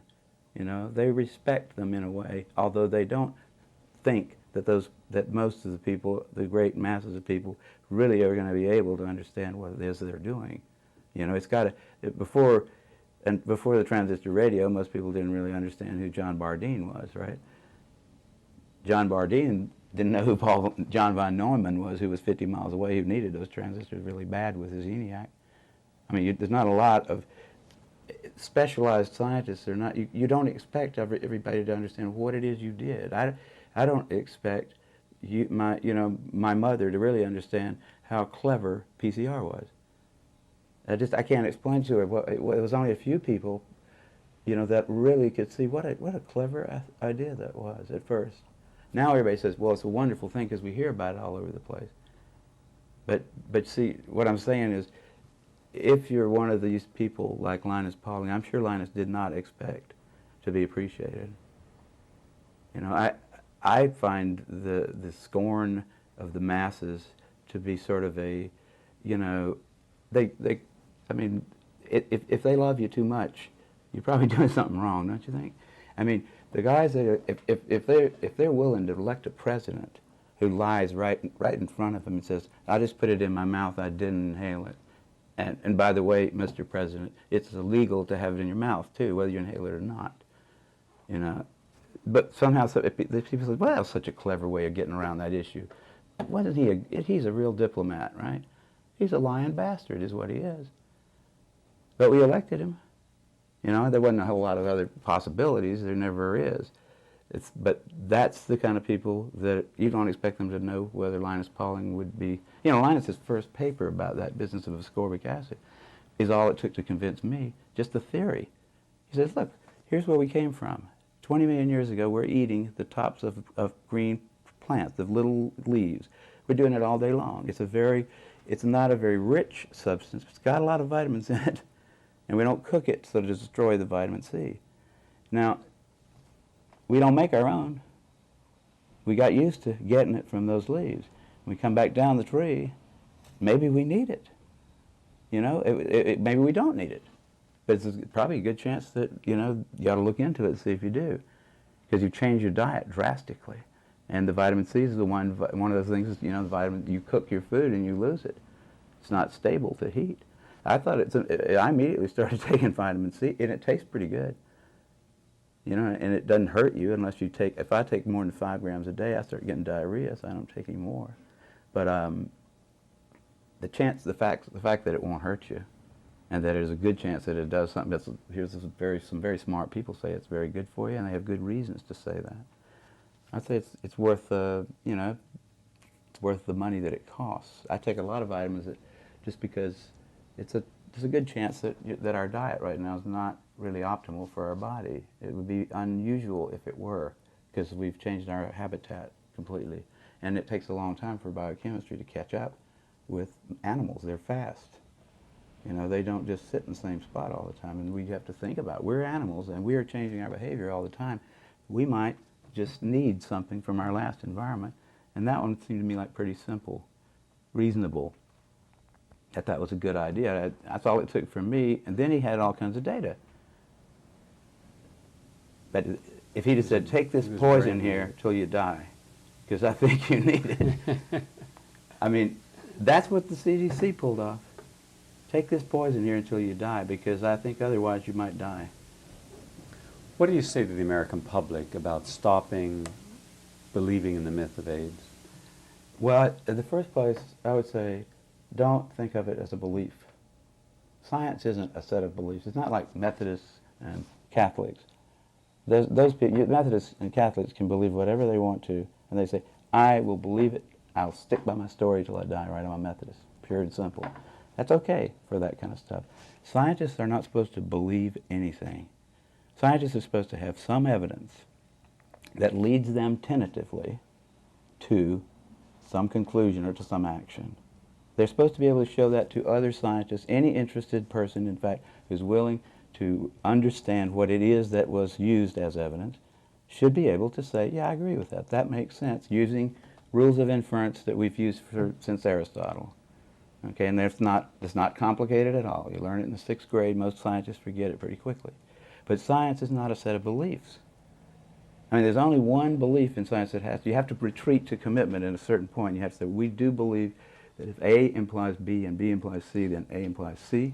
And we do believe that if P is a proposition which is true, then not P is a proposition that is false. That's all we have to believe in science. The rest of it is tentative, awaiting further study. And almost every single thing that is considered to be a fact in the 20th century, in another 200,000 years, will look very silly. You know, if you just picture yourself being a real bright Egyptian mathematician and thinking that you really understand math, and then see what you'd look like from the point of view of somebody in the year 2000. Did you really understand math? Nope. Was any of it right? Nope. It was all wrong in just a little way here, a little bit there, there were things wrong with it. I wouldn't be surprised if 200,000 years ago from now, Aristotelian logic turned out to not be. You know, it's already starting to look kind of funny because of quantum mechanics. Sometimes things are true and not true at the same time. Sometimes effect precedes cause. Time isn't quite what we think it is either. Nothing is certain in science. There's no room for beliefs. Beliefs are for things where you want to have a belief that helps bolster your courage in something in order to act. So that's what religion's for. You know, there you say, I'm going to believe in something that's going to help me to get through this mess out here that I've got to get through. And I'm going to do that because it's useful for me to believe that. And the harder I believe in it, the more powerful I get in a way. Especially if I want to start bossing a lot of people around and I can get them to believe the same thing. But that's a belief. The difference between that and science was established clearly, at least in England in the 17th century, by the Royal Society, the founding of the Royal Society is still around now. They probably don't remember this, that same bunch of assholes, the people that won't accept my papers anymore. But they said there's a big difference between empirical science. Empirical science is something that can be done in front of other people. You can show it on a stage. I can do my experiment in front of anybody who is interested in seeing the results, and we should all agree on the results. We don't have to worry about why. You know, we really don't. We don't ever, if you why long enough, you'll always come to a big because. And you won't be able to always know. But you can know what you showed. You can say, if I take this ball and I roll it down an inclined plane, it rolls down at a certain rate. It has to do, I think, with some kind of force we're going to call gravity. But I don't have to really know why it does. I can just show you that it does every time. We can make cannons that will drop balls on people's heads with the same principle. It works. I can show you that it works by making the cannon. I can show you by repeating the experiment. I don't have to know why, and I don't have to believe in balls because I can throw one at you. You know, I don't believe in them. They are there because I can pick them up. I have them in my hand. I don't believe in science. I don't believe in polio. Do you believe in polio? I mean, we are under the impression that there was a disease called polio, that it caused certain, when it got into your brain, it was terrible for you, and some people died from it. We have evidence for it, but we don't believe in it. It's not in some church somewhere. And if somebody came along 100 years from now, studied the whole thing and said, you know what, there wasn't ever a disease called polio, it was a mistake. It was something else. It wasn't a disease. It was just, you know, I mean, then you change your mind about it in science. You're always ready to have your favorite theory proven wrong. And if you're not, you shouldn't be doing science. In fact, most of the people that are doing science shouldn't be there. Children should not be encouraged to go into science, by the way. Children should be encouraged to avoid it unless they just can't stand not being scientists. It's not a wonderful area where everybody is happy and heroes. There are very few of us that get the chance to go over to Stockholm and pick up a prize. It's a hard job. There are a lot better jobs for people that have belief systems. I mean, if you want to believe in something, you can be a lawyer. You can believe in law. There's a lot of places in law where you can believe. It's okay. You can be in church. You can be a church person. You can believe there. You can be lots of other professions. You could be in real estate where you believe things. You don't do too well in real estate if you use too strict a belief system. But science is a place for people that just are too ornery to believe in anything. They say, show me. Show me why you think this is one way. And I'll try to show you another way. And we'll both do this, and we'll enjoy doing that. We'll debate about what is the actual outcome of the experiment. And we'll do it over and over again until we all agree. Then we'll move on to the next step. Make some gunpowder, something like that. Make cars. You know, we don't believe in cars. It's not a belief. They're there. You can get run over by one. You don't have to believe in them. We believe in things like God. You know, the Catholics have sort of forgotten that, and that's why they sort of took a hit by science this last century. It's a belief thing. It's faith. That's totally different from science. It's silly to hear people saying, you don't believe that HIV causes AIDS? You don't believe that? I mean, it's just a word, but it's a very, very important distinction. I think that you know, that's why it's become a very emotional kind of thing, because people actually, they get personally committed to what really is a body of evidence that can be analyzed, you know, by lots of people. And at this point, there's so much of it out there, nobody can really analyze it, all of it. But nobody can write a review of it that says HIV causes AIDS because of this. You know, if a postdoc were to write a review of their literature that showed without much doubt that HIV was the cause of AIDS, that guy would be famous. Now there's 100,000 guys out there who had the opportunity. 10 years has passed. We've been waiting for this star postdoctoral fellow to distinguish himself forever and get a lifelong grant from Tony Fauci, but he hasn't shown up. No one has bothered to write a definitive review. Any journal would take it. That right there proves that HIV does not cause AIDS by induction. Then what have we seen in the photograph? Have we photographed AIDS? Do we have AIDS in a test tube? Because if we haven't proven HIV causes AIDS, then can we show that what we're calling HIV is an actual organism?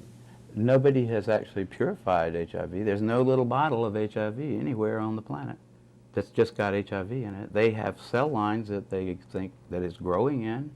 There are a lot of people that think it's not even there at all. But I mean, I wouldn't doubt that it's there. I think anything you can imagine is there somewhere. You know, but whether it's there or not is not the question. The question is, does it do anything with regard to these set of diseases that we've now called AIDS? And it's such a bit of it's a tangled web of madness. By calling all those things AIDS, by just making it more and more and more complicated to figure out what causes what. See, it's like that's not the way science works. It's a real bizarre thing to have 100,000 people being paid to do something that strange, to take a whole bunch of diseases, to lump them all into this one big thing. This great, I mean, pretty soon there won't be anything that's not AIDS if they keep going at the rate they're going. You say, well, let's see what will happen in 100 years. How many diseases will be on that list? They put uterine cancer on there. That was stretching the imagination quite a ways, wasn't it? Throw uterine cancer in there as one of the indicator diseases. You got uterine cancer and HIV antibodies, you got AIDS, honey. And we need some more females, by the way, with AIDS, don't we? What do you think of them giving Social Security benefits, disability cards for automobiles, free play tickets, free bus rides, free meals to people who test positive for the HIV antibody and show any indication like night sweats? And by the way, then a person never has to work again for the rest of their life. And in England, they give them a free car to drive. And yet here, with cancer, with Alzheimer's, and with major disabilities that clearly are disabilities, they don't give you anything. Yeah, I've heard about all that stuff, and it is very difficult to understand from the point of view of the so-called the neutral observer why that would happen. But if you look at the details of it, you'll find out why. Because this guy gets some money, this guy gets some money, and this guy gets some money. This guy gets. They give me a free parking sticker down at the parking lot by the Scripps Pier because I'm a Nobel Prize winner. If they did, I'd take it. And I don't know whether I should have one or not, but I like to surf down there and I like to park in that lot. But I mean, people will take things if you give them to them. And if the process of giving out the money, everybody's always skimming it, right? I mean, in government handout things, if somebody's always making money off the process of giving it away, don't you think? I mean, and it's become such the issue of this ridiculous thing, this whole, it's like, it may be that we'll never understand how we got into that because it's so complicated. But we got into this mess. I mean, it was a reaction to the 60s and the early 70s. Can we afford to be honest about AIDS? Is it too late for us to extract ourselves because of liability and acknowledging that there may have been medical genocide committed? The first time I heard Charlie Thomas say this, I thought, Thomas, you're being a little bit too rude there. But I started thinking about it, and I was, the way to get rid of AIDS is to stop funding it. Just stop everything that's called AIDS research. Somebody tries to get a grant for AIDS research, say, we don't do it anymore. We don't have AIDS. If you want to study pneumocystis carinii, we'll maybe look at your paper and see if you've got something to say about that. You want to study any one of those diseases by itself, try to cure it, we'll talk about that. But we're not going to talk about AIDS anymore. Just like in the 17th century, they decided to stop talking about God in science. It was too complicated. It started a war. I mean, you get Catholicism gets confused with science, you have trouble. And I think here we've got a similar kind of problem. We've got a religious phenomenon almost. A large segment of the population that has very strong opinions about something and beliefs, right? I mean, that's a religious kind of a thing, and it's tangled up with science. It needs to be untangled. The way to untangle it is to use the analytic kind of method that we used before. Pick them apart. Don't talk about this overall disease called AIDS. Say, have you got pneumocystis carinea? Have I got pneumocystis carinea? That's a question we can answer. We know that organism. We can detect it. What do you do about that, you know? That's a reasonable question. But whether or not you have AIDS or not is not. Because the definition of AIDS is so complicated that nobody can understand it. You know, and it's like, it's the same kind of thing that was, it's like it becomes, when beliefs get tangled up with facts, matters of fact, become matters of religious kind of significance, where if somebody gets mad at you for asking him a question in a scientific meeting, or says, we're never going to have Kary Mullis at the European Union of whatever kind of scientists, so they put it in Nature, because he came in there and had the audacity to tell people that it might not be that bad to have sex, that AIDS might not be something you get from sex, that I don't see any evidence for it, is all I said. I don't see any evidence for it. Why? You can't tell young people that. We'll never have you in Europe again. I mean, there was actually that sort of kind of thing. See, that's a religious thing. That's what you walk into a coffee house in the 17th century in England and say, I don't think we should worship the Pope here anymore. I don't think we should pay any attention to him. And some people would get mad at you. That's religion. Same thing with AIDS. It's religion. Go up to Los Angeles to some of these meetings, like where there's a whole bunch of guys that have had AIDS type diseases or have seen friends die, and say, I don't really think there's such a thing as AIDS. I think you guys are suffering from the results of a lot of things that you have done yourselves. It's not like God just smiled on us and not on you and dropped a virus on you. It's because you've been not eating well, you have not been sleeping very much, and you have let yourself get run down. You've also gotten into a panic about the whole thing. You've fallen for their stuff, man. You've taken their poison. Science is a big institution, and most of the people there aren't scientists. You know? What do you think of all these people now who are willing to take what sometimes are very brilliant minds and apply it specifically just to helping a major industry market a product, even when the results of what that company need do not always match the actual science behind it? I mean, you're talking about the marketing people, marketing people. Well, you got to be a little cynical to be a good marketing person, probably. You know, I mean, a little bit. So, but I don't think, I'm a libertarian in that regard too. I think let them do it. It's not, you know, they're not forcing you. If you're dumb enough to watch that box over there and do what it says to do, then that's your problem. It's not mine. And I think it's all right for people to try to, you know, suspend your good judgment for long enough to get your wallet out, whatever. I mean, I think that's okay. People should be subjected to marketing. They shouldn't think that it's, I mean, most people actually distrust marketing. They see it as for what it is. They don't realize that when Tony Fauci gets up and starts talking, he's marketing too. They don't, and that's what they really need to learn. And I think go back to something you said about when you get up to give a lecture with people with AIDS and some of the AIDS organizations, they're willing to cut you to pieces. Oh, a lot of them just get angry if you suggest that it's got anything to do with the behavior, if it's possible that it's a behavioral thing. You know, there was these guys that lived next door to me in Berkeley a long time ago, and they were homosexuals, and we played cards together out in front a long time, and then the bathhouse stuff started happening. Those guys started going over to the bathhouses, and I was waiting for the heterosexual bathhouses to happen, but they never did. So I didn't go over there. But I noticed over a couple of years that those guys got paler and thinner. But you know, they're coming in at 5 in the morning. You know, take a little amphetamine, go to work. Don't eat very much. Come home at night, head out to the bathhouses. I mean, it was a fascinating place to be at that point. That was a wonderful time in their lives. And I mean, I sort of regretted that I wasn't a homosexual myself. But I saw that those guys were sick. You know, I mean, I could tell just by looking at them, because I'd known them before they started doing that. They weren't normal, healthy males between the ages of 24 and 45. It was obvious to them, I think, that they were abusing themselves. I mean, if I go 2 nights without sleep, I know I've done something bad to my health.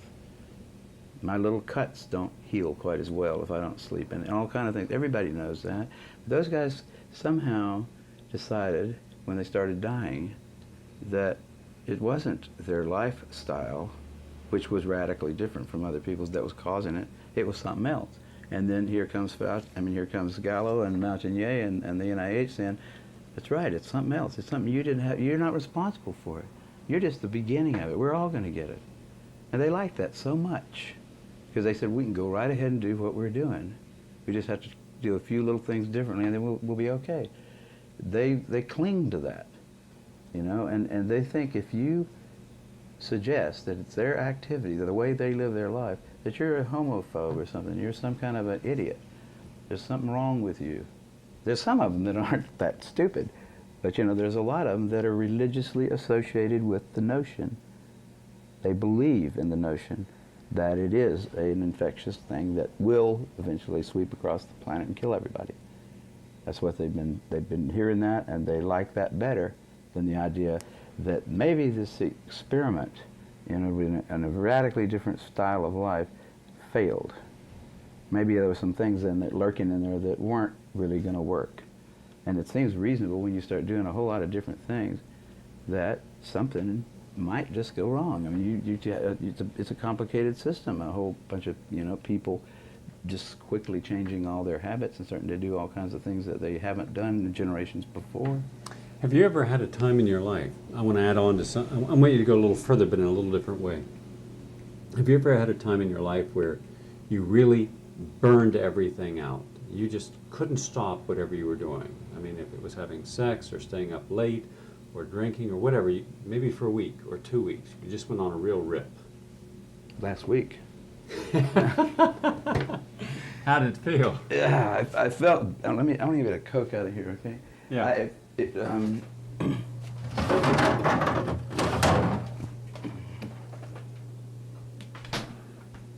My co-author on this book was in town for a week and a half, and we just, we spent a lot of time. We'd work every day for about 5.5 hours, and then we'd play really hard. And by, we really started on Cinco de Mayo, that weekend. Cinco de Mayo, we started around Thursday, and by Monday, I felt like we had just about got to the edge of death. That if we went any further with that kind of a, with no sleep, no real food, lots of tequila, just, crazy, wonderful women just happened to be coming through all the time, and it was a lovely time. But I knew, and David did too, we'd got to the end. If we'd go push that any further, it would be really bad. So I don't do that very often. Okay, but now wait, I'm not finished yet, all Okay. right? That's the first part. Now let's say that we gave you hepatitis, not once, not twice, but 5 times. And then when you woke up in the morning, before you had the cigarettes and the alcohol, we gave you a handful of antibiotics. Let's say we gave you a bunch of penicillin. And then we also gave you some rectal infusion of sperm, which we know is immunosuppressive. And we also gave you every kind of drug imaginable, ecstasy and poppers, so you could keep having your erections and sex all night. And let's say you just didn't have 2 or 3 sexual acts. Let's say you had 5, 10 sexual acts per night. But it didn't end on the day that you and your buddy felt that it was going to end. You did that for the next 2 years, every day. I would not expect to live through it. I mean, I wouldn't expect to live through even the minor incursions that I make into, like, riotous living, if I kept it up very long. I know I can't. If I could go without sleep for 2 nights, and then I start bumping into things.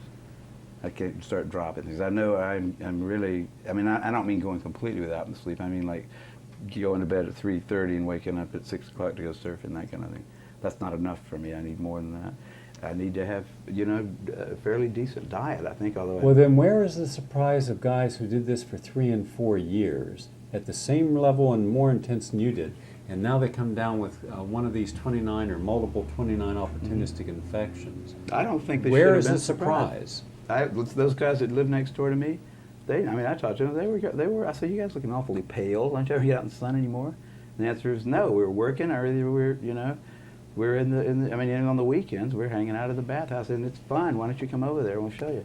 But, I mean, I don't think anybody should have been really surprised. That's the shock of the whole thing, actually, when you look back and say, why did they think it was just some virus that this guy Montagnier pulled out of a lymph node? He could have pulled anything out of that lymph node. It probably had 100 different things in there that he could have identified. Just pulled out. Now, why did anybody fall for that? They wanted like hell to keep going, doing what they were doing. You get used to things. I think they didn't start all that stuff on one day. They started a little at a time too. You know, they didn't all of a sudden one day say we're going to go from being like clean-cut kids that get 3 square meals a day, and they just slowly started picking up more and more riotous kind of living, and you get used to things, I guess, and then I don't know. Somebody put the suggestion out. The CDC wanted they did want to have a plague. And it was a good, it looked like a nice possibility, and they went for it. Remember the actor Errol Flynn? He was a swashbuckler. He was in, Robin Hood and Captain Blood, and he died on his 50th birthday, or around his 50th birthday. He was only 50 years old. He was so burnt out, so washed out, that when the doctor he died up in Canada, when the doctor did an autopsy, couldn't believe that he was alive for the last 5 years. His liver was totally sclerosed, his heart was completely shot, he had atherosclerosis, he had it all. And he looked about 90. Now, he drank every day, he smoked every day, and he lived a fast life. He also did some drugs. There's a good example of what would happen to a heterosexual in a very relatively short period of time. It took him about 20 years to do that. And so then you triple what he was doing, and you can speed up the process. We have a lot of models for, in the heterosexual community, for people who have destroyed themselves without needing a virus to do it. We have a lot of things lifestyle we can show does. So now we say lifestyle is not a part of it. And that always amazed me that everybody bought that. It was the easiest solution, the easiest explanation for those people who were starting to get all these diseases to accept, because the other one would have said, you maybe are going to have to modify your behavior. Now, we don't know exactly what it is you're doing that's wrong, but you might ought to think about, dropping a few things and seeing if what is it that's making you sick. I just can't imagine people that were doing that kind of stuff that weren't aware that it was the things they were doing that were doing it. And when it's so obvious to me when I go without sleep for 2 days that that's what's causing me to bump into things or forget things or have a little sore on my finger that should have healed really quickly. It didn't. It's obvious to me when that happens. But why not just look at all the other gays who were not living that kind of life, who never got HIV or AIDS? Well, only 2% of the gay population have tested positive for HIV or AIDS. Well, that's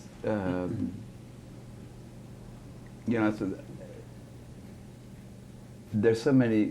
I think it's when you this particular whatever it is. You can't call it a hoax. You can't call it a conspiracy. You can't call it. It's something that's so bizarre that to try to explain it to somebody, they don't. It's almost like they can't possibly believe how bad it is, how dumb it was, how crazy. That's one of the reasons I think that Duisberg had a hard time convincing anybody at all, because he was saying, look, every single thing here is wrong. There's no evidence that it is. There's plenty of reasons to doubt it. There's just. Every bit of the data is wacky in some way. All the conclusions are wrong. All of them are wrong. That's why I think that's when if there's been one little thing wrong, then it's easy to say, well, here's one little thing that's wrong here, and people will deal with that a lot easier than the entire AIDS establishment is absolutely guilty of some hideous sins, and everybody's been fooled. Everybody on the planet has been fooled by a handful of greedy people without any scruples and no brains. That's hard to believe. See, I was like, no, it can't be. My mother wouldn't go for it. I said, Mother, I've studied this really well, and I'm telling you, there ain't no epidemic, Mom. There isn't an epidemic. There isn't anything out there that is causing people to die that's called HIV. It's just not. No, Kary, I read it everywhere I look. I go, you know, and Mother, the entire medical establishment is wrong, and I'm right. No, you can't possibly be right, Kary. They wouldn't do that. They couldn't possibly be wrong. Every radio station you listen to, every television station, everywhere you turn, there's somebody telling you that there is an epidemic of some organism that is fatal and that you get it from sex. So how can you come in here and tell me that? Do you think that it should be renamed Dumb or Dumber? Dumber, Dumber? After the movie? You know, I think that some of those people really ought to be, you know, there's 100,000 of them, right? Yeah. There's probably about half of those people are just too dumb to know what they've done. The other half of them have just been too dishonest. They have not the heart or the reason or the testicles to say, you know what, we screwed up really bad. And I think we've got too many scientists anyhow. We might just take those guys out, Alamogordo, and drop another bomb out there. Just get rid of them. I think that we're going to do that to, the guy that killed 200 people in Oklahoma. He was an idiot, misguided, but powerful. He could make bombs. These guys are the same way. They're idiots, misguided, and they're powerful, and they have been killing people right and left. And the people they hadn't killed, they think of all the suffering and misery they've caused. Just the fear of AIDS has probably killed about 1,000 people, just the fear. It doesn't make you feel good to think you might be getting a fatal disease all the time and worrying about it every morning. Think, is this cold the beginning? Is this flu the beginning of AIDS? A lot of people with HIV are always worried. Every time they get any little disease, they're worried, sick about it, and some of them probably end up dying just because of their worrying about it. Worries, it's not one of those things. Bone pointing. It's what? Bone pointing. Bone pointing, yes. It's sort of like bone pointing. Yeah, the Aboriginal quality of pointing a bone and condemning someone, and that allows them to go out and die. There's things that I can see there, but I just don't know how to talk about it. If you look at them long enough, you say there's a lot of interesting stuff there. And that's probably the way atoms look somehow like that. And they go down infinitesimally in structure. You don't get down to any shiny little balls anywhere. And then just all the things that we really started with when we started trying to decide what matter was made out of turn out to not make sense in light of what we find out using those assumptions going in. You come up with something like a neutrino. Well, that's a cool little particle, isn't it? No mass, but angular momentum. Carrying the angular momentum of an electron. Well, that's a really sort of interesting idea, isn't it? So we don't know anything. And it's like not unlike, we're only here because we learned how to eat, not because we had slide rules, We're here because we know how to eat and mate, and maybe bring up our young to where they can do that. And that's not, it's shocking to me that we know anything. That we can build a jet plane that can usually fly is an amazing. It's got to do with we cooperate. We have written language, and none of us could do that. Actually, I couldn't even make a book. By myself, I couldn't make a damn Coke can if I had to. I don't know all the things you need to know. None of us is very smart, really. We don't know anything much. I know a few things, and you know a few things, and all of us together, it's a miracle that we're here. And I don't think it's the weak anthropic principle kind of thing operating either. I didn't go for that. I think it's stuff that we just, it's way beyond our comprehension. That's why religion is a thing that people do continually seek out. Some people somewhere inside of you know that it's a lot weirder than that. It's stranger. I think some British guy said, life, the universe is not only stranger than we imagine, but stranger than we can imagine. And I think that sort of, that is something that struck me a long time ago as being, we're pretty arrogant to think that just by learning how to copulate and eat and raise our kids, that we're going to learn about the inner workings of the entire universe. And when we run out of information, we just come up with something like the primary, the way you start in cosmology, you say, well, if you can't see it, it's like everything you can see. Right? If it's the whole universe must be homogeneous, because if it weren't, we wouldn't be able to talk about it here in this classroom, right? That was lame the first time I heard that. And I said, wow, that's right, because you couldn't talk about the whole universe, since 99% of it's invisible to you. So you have to assume that the same laws apply everywhere. If they don't, then you can't even make up a theory about it, right? It doesn't matter that it's not testable at all. I have my own cosmology published in Nature, by the way. That was funny as hell. When I was a second-year graduate student, I published a paper called The Cosmological Significance of Time Reversal in Maddox's magazine. And he took it. And I wasn't a cosmologist or even an astrophysicist. I'd read Scientific American a little bit, taken some acid, had some dreams about how things were, wrote myself a paper and got it published. Suddenly I was writing, I was saying the Big Bang Theory is not right, and the steady state theory is not either. This is a good idea right here, what about it? Published it. When I sent PCR, no thanks. They rejected it. Nature rejected the PCR paper that I wrote, and so did Science. Both of those austere magazines. But Nature took the cosmological significance of time reversal, which was the sort of lunacy of a sophomore, a second-year graduate student in biochemistry. When that happened, that was my first real shock about science. I said, there's nobody minding the store, There aren't any wise old men up there. How could this happen? How could they let me publish this theory in Nature? It's not like in some backwater journal. Nature. A lot of the professors in the department said, what in the hell is this? One of our graduate students just put his own paper in Nature, and it's not even about biochemistry? It caused it's weird what that did to my career at Berkeley.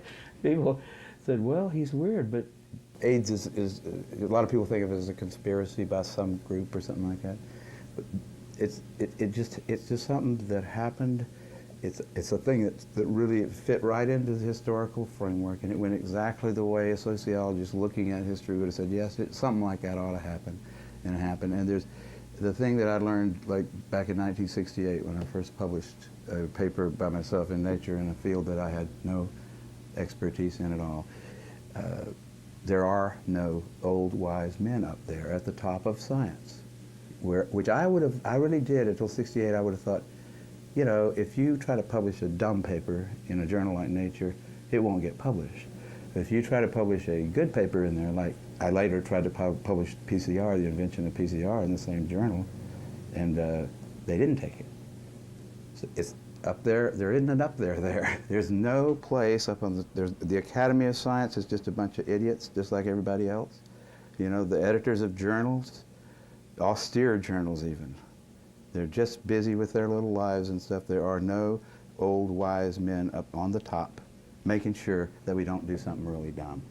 And we are kind of like the children of the apes that we came from. We're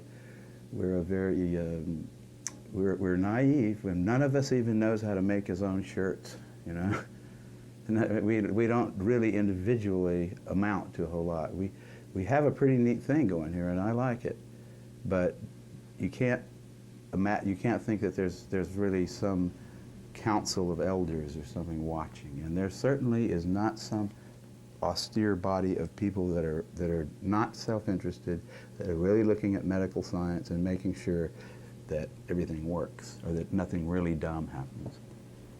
We're on our own here. Kary, what would happen if half the scientists in the United States came here, could live right across the street from the Pacific Ocean, see beautiful sunrises, sunsets, have a lot of nice sex, have a refrigerator with beautiful women with nice bodies, hang out with some good people, and enjoy this kind of lifestyle? You think you get a little different? Would they be different? Would they be different? No, I think people are gonna, we're really bound to remain human. Human is what we are, and human is, we have foibles, right? our warranty runs out probably when we're about 35, for one thing. You know, we're old, wise men were not involved in evolution because they didn't exist. I mean, there weren't any people over 35 probably until at least 100,000 years ago, when people started carrying things around that they could bash animals with and stuff like that. So I mean, old, wise men are kind of a new development. Old, wise women are a new development. We're very, so, and I think that humans will always just be, you know, we have to think of ourselves as a bunch of kids. I mean, I think there was a real, you know, somewhere back in there when we came out of the trees and hit the ground, there was a neoteny kind of an event where we stopped growing up. We were babies of the apes that got old enough, we got capable of reproduction. You know what I mean? That something had to happen there to keep us, to make that transition. And if we look around and think of ourselves as kids, you know, just a bunch of kids, then I think we see much better who we are than if we think of ourselves as being, you know, mature. I always think of myself as a kid. I roller skate, and I play, you know, and I love little kids to play with, and I don't ever think of myself as mature at all. And I think that that's a better way of looking at humans than that as they start looking older that they somehow get wiser, because it's not my experience that they do. Kary Mullis, fun talking with you. Well, it was a pleasure talking with you. Let's go get something to eat.